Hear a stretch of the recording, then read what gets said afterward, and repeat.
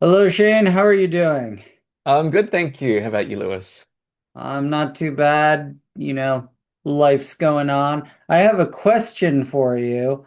Mm. Uh, Basically, how do you think that social trust can be built up in the digital world of the present and the potential future?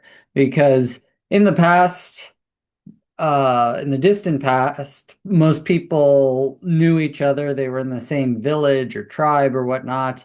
And with the rise of agriculture and larger civilizations, you have larger institutions that help grease the wheels between interactions between people.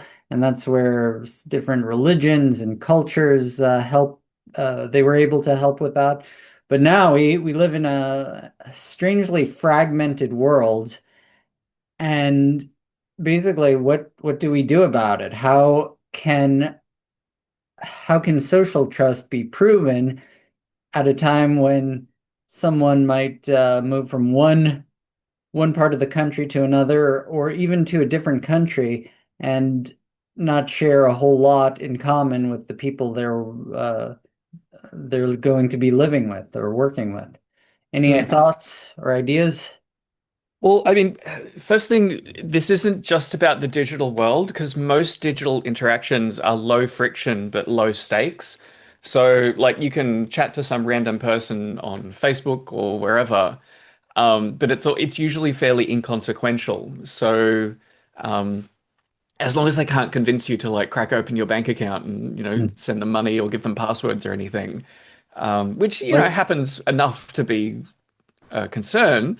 oh, like that But Nigerian prince I gave $5,000 to. exactly. So apart from those edge cases, most of what happens online is relatively disposable, and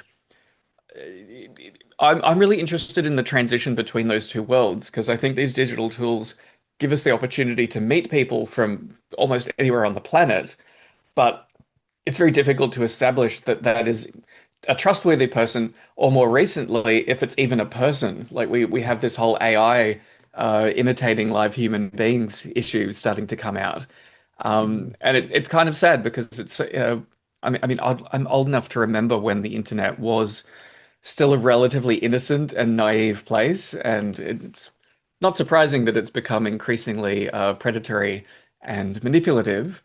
But I don't know. I like to think that there's opportunities to use the digital tools that we have, particularly the newer AI-powered tools, to, well, this would be my ideal basically, that you could meet somebody from the other side of the world and rapidly establish if they're trustworthy enough to go on a holiday with, or to become a share house with, or to go and visit them and like stay with them for a bit. And to be like, 99% sure that they're not going to, rob you, or, to be that Nigerian prince equivalent, but in real Mhm. life where the stakes can be a lot higher. I think the vast majority of people, at least in the Western world, let's say at least 90% of people are trustworthy for most kind of interactions, depending on what's at stake. Um, but filtering out the small percentage of people who aren't trustworthy is something that would be really great if we had tools for doing that. So the first thing that comes to mind is Bitcoin as a structure of distributed trust. So it's a fairly energy intensive system, but it decentralizes the accounts in a way that makes it extremely difficult for one person to fake owning a certain amount of Bitcoin. And I'm really curious if something similar could happen with um, broader trustworthiness rather than just credit worthiness. Um, so, I mean, it's all about branding with these kind of things. And the phrase that's been rolling around in my head with Bitcoin, you have proof of work, like proof from multiple corroborating sources that you have done that transaction or you own that amount of Bitcoin. So my idea is something like a proof of trust system. No, sorry, a proof of virtue system. I misspoke. So yeah, the idea would be basically kind of like an automated version of what happens with a job resume. So like you type up a few pages of like your work history claiming who you are, but a really key part of that is references. So hopefully you've had another job with other people in the past and you provide the contact of that person to corroborate what you did in that particular position. And I wonder if something similar could work for social networks, that all of the people who know you well and can vouch for the strengths and weaknesses of your character and, certain things that you may have done in your past that were, notably virtuous or maybe not so virtuous. That there'd be some semi-automated system where if you meet a new person, it basically sends a ping out to, how many people do you know in a lifetime? Like 50 to 100? Probably easily as you get older. And rather than having to harass all of those people and get them on the phone and have a conversation with them, there might be some other way of just confirming that they know you, that they know that person, and that they can vouch for, that they're, an above average, decent human being.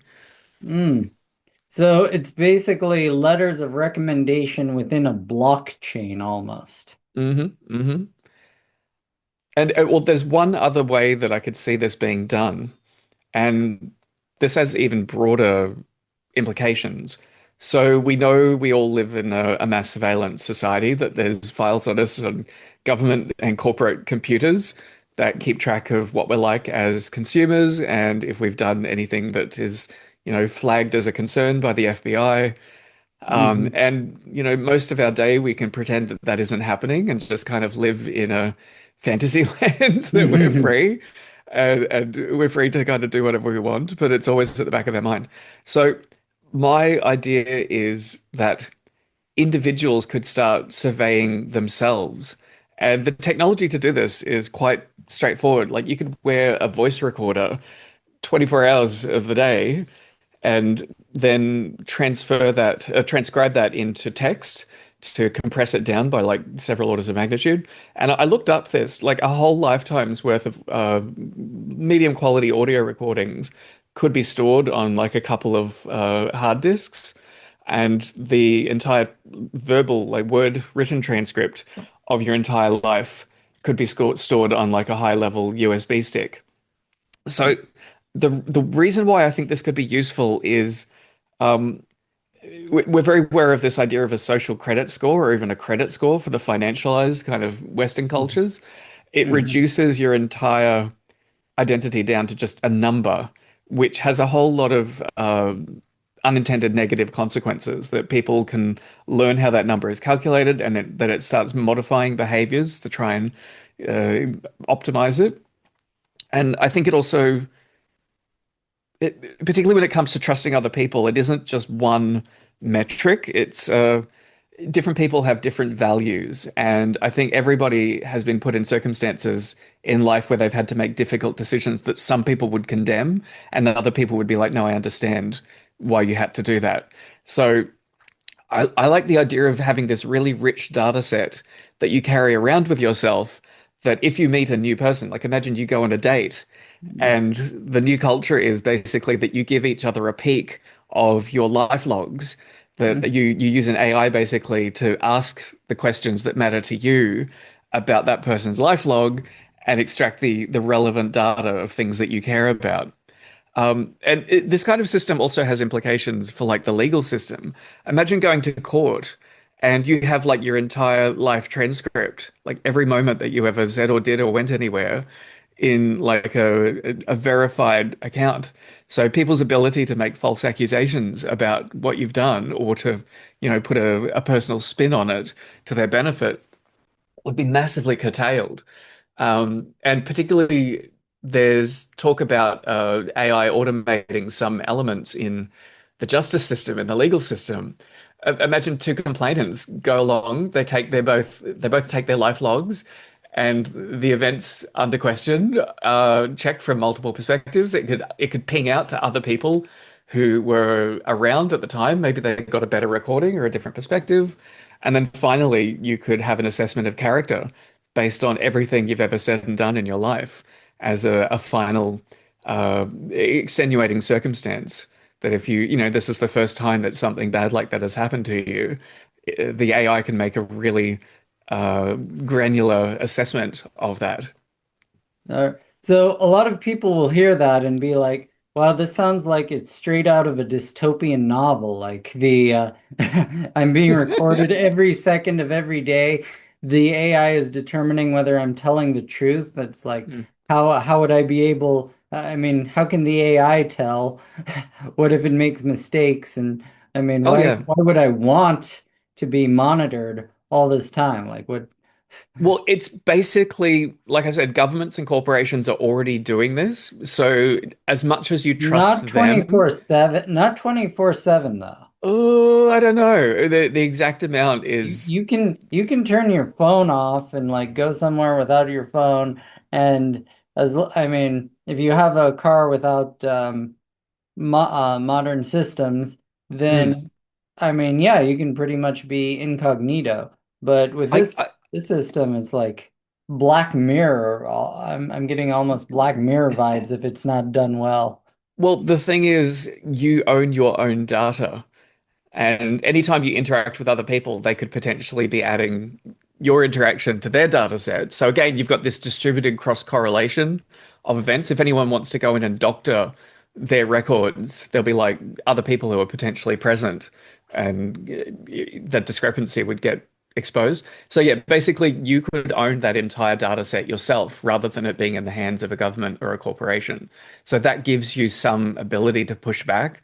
Like imagine a government department like cooks up false accusations against you. Sorry, like I've got all of this happens all the time. Like police have been caught trying to like frame people, and they realize afterwards there's a camera in the car that caught everything, and the cop is suddenly in trouble for like trying to frame somebody.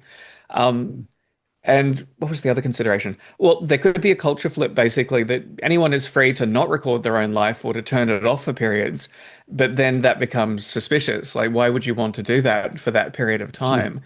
And it makes you vulnerable, basically, to people accusing you during the time you don't have the data of your own to push back.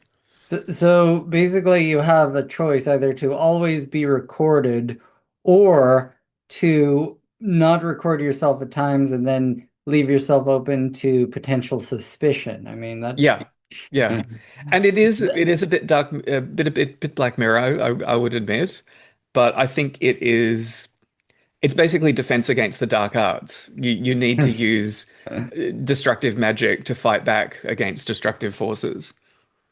So what keeps the government from taking this information either by force or by crook? Ooh, now that's an interesting question. So I'm probably not the person with the most computer expertise along these lines, but at least for now, encryption and passwords can be set up in a way that basically you'd need to be tortured to effectively to crack it open for somebody else's. Hmm. Uh, I also wonder if there could actually be a culture flip at some point where what would you call it? It's a voluntary relinquishment of privacy might be the stage that comes after this. So in the early stages, people could maintain their own private data logs to only like selectively give access to other parties as needed. But yeah, I suspect this kind of culture of radical exposure could eventually become, uh, yeah, the next step along in this cultural evolution that it basically it reaches a tipping point. Like if 50% of the people all have their life logs publicly available and you don't, suddenly you become suspicious. It could become a runaway change in the culture. And So yeah, it seems it's a like really that's interesting like thought experiment. that's like the dark, the bad future. And I say this because I mean, it seems like blockchain-based trust could have utility, but I don't see it as being feasible for the an AI like recording every second of what you're doing and then Mm, monitoring it. It seems like, right now there's so many different blockchains with different coins on them. what if there were different like trust-based blockchain societies that had different like entry requirements, personality, I guess, assessments, and it would allow for letters of recommendation so that people within your society could basically um, verify whether you're good within that society. Yeah. And I mean, also, what happens if they're a scoundrel, they have a low score, but they want to turn over a new leaf and start being better? Like, how does that work? How would they do that? Yeah, the possibility of redemption. I mean, there's a little historic nugget that I picked up from this. One of the reasons Christianity spread is because Christian communities enforced behavioral standards on their members, like they policed other people in their community. So when when Christianity was still a minority religion, they gained a collective reputation for doing that, which meant other people who weren't Christians were more likely to engage in business and trade relations and trust with the Christian community because they knew if anybody who claimed to be a Christian did something bad, then the Christian community would like come down really hard on them.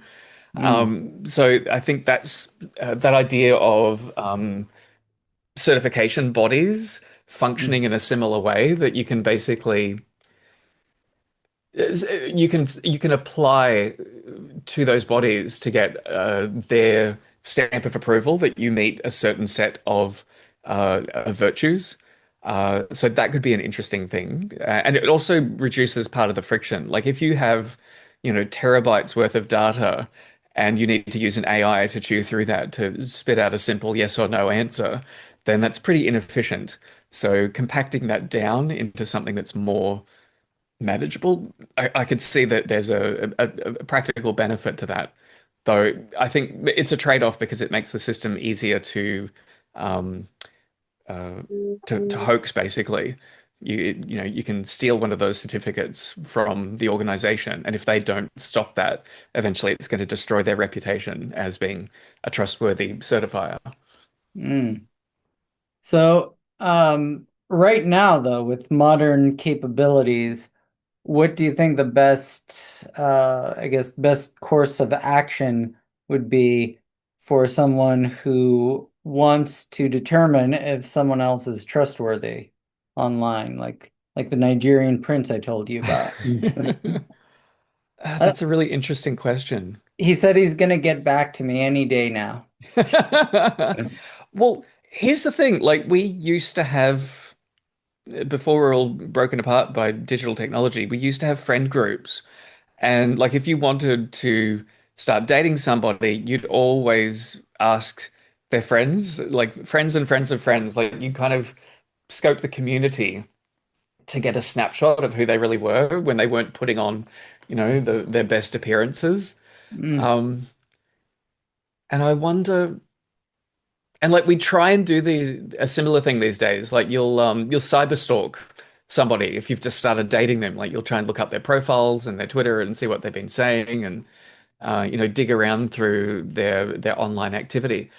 mm, But it's interesting because I think people are much more reluctant to post things publicly these days. That there's a bit of a negative feedback loop happening in social media. Like a lot of people don't post anything for that reason because there's always a chance that it's going to come back and bite you. Apart from the fact that, nobody in your social group is seeing it anymore because of the way the algorithmic feeds work. You're just being fed slop instead. mm. Um, I really wonder if there's a way of doing this. Hey, how about imagine this? Um, this is kind of, it's a limited version of this. But that's the problem. When people know that they're under the microscope, it changes their behavior. It's you need to catch people unawares. Like, Mm, imagine you started dating somebody and you're like, I need you to wear this voice recorder and have it on for 24 hours for the next week, and I'll do the same. And then we'll swap the data at the end of it, and we can get a different perspective on each other. That could be a really interesting experiment. mm. Um, Kind of creepy, but also it's fair, like it's a fair exchange. I don't know. What do you think about that? Um, well, if a lady I started dating was like, "Hey, wear this. I'm gonna monitor you for the next week." I mean, that would And be I'm going to do the same. You're going to see the same snapshot of me. I gotta be honest, that is a pretty decent red flag. But then again, I am really not on social media. I don't have TikTok or Instagram or uh, pretty much anything else. Honestly, YouTube, this is my main social media, and I'm using it basically to chat with my friends and talk philosophy. So I don't know.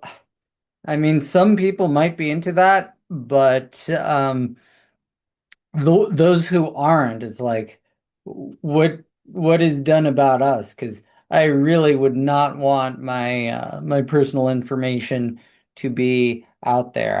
I happen to like privacy, but Yeah. it seems like having multiple competing groups that you can join or opt in optionally, and then they'd have maybe some data sharing between those groups, but it wouldn't be like if you're in the system, everyone gets to know about you and your sordid life history. Mm. Here's the interesting thing, like in the Shadow Council, the four of us have gotten to know each other pretty well over the last year and a bit. And like it's that middle scale of trust that's kind of lacking in society. Like there's individuals who can, try and advocate for themselves, and then there's like governments and corporations who can like, the FBI can say, oh, this person's probably not a terrorist. But there's Mhm. there's really nothing in the middle scale of trust in human society. And I don't know that's what I'm hopeful for. Or It's it's part of the not reason why I'm enthusiastic about this experiment with the Shadow Council. Yeah, it's not large scale because communities have broken down, and you do have, I guess, clubs and sororities and potentially unions. But uh, from my understanding, only a small percentage of the population is part of that world. And they've also been gigantified. Like the ones that have survived have done it by getting bigger and bigger until they become kind of just corporate or government in nature. I've got one other really interesting idea for how this voluntary relinquishment of privacy could potentially work. So Hmm. imagine this, it's a political party, but everybody who's running for office is completely anonymous. Like you can't see their face whenever they're like in parliament or in front of the cameras. They've got like a mask on and their voice is disguised.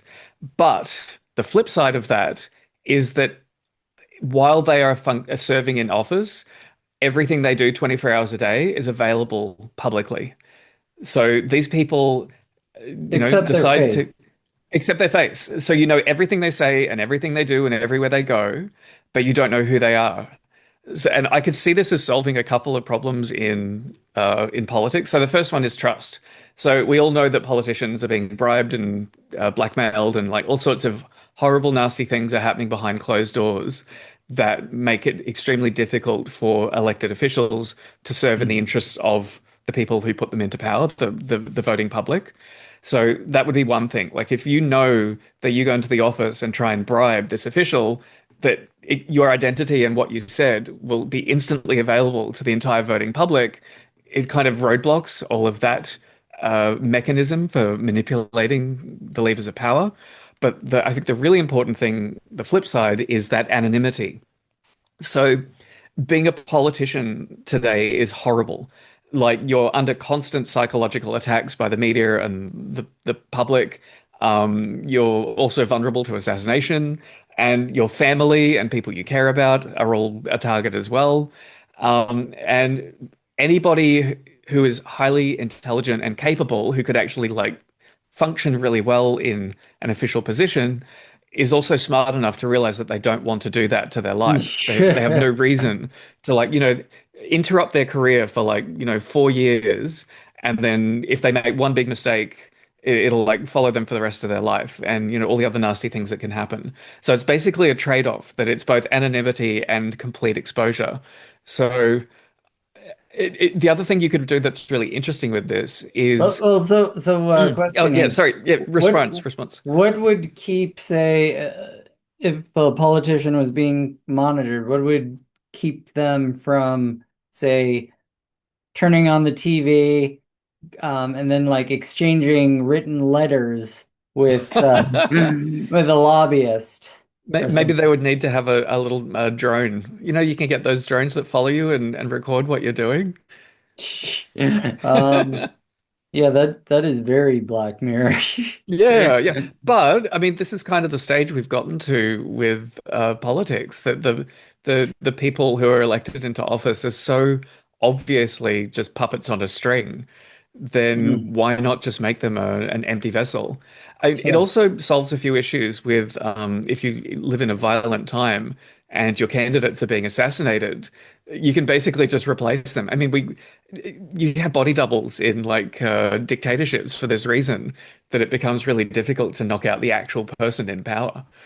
So yeah, it's an interesting thought experiment, and maybe I'll have to write a story about it one day. Mm. Or start the party. Yeah, it is fascinating for sure.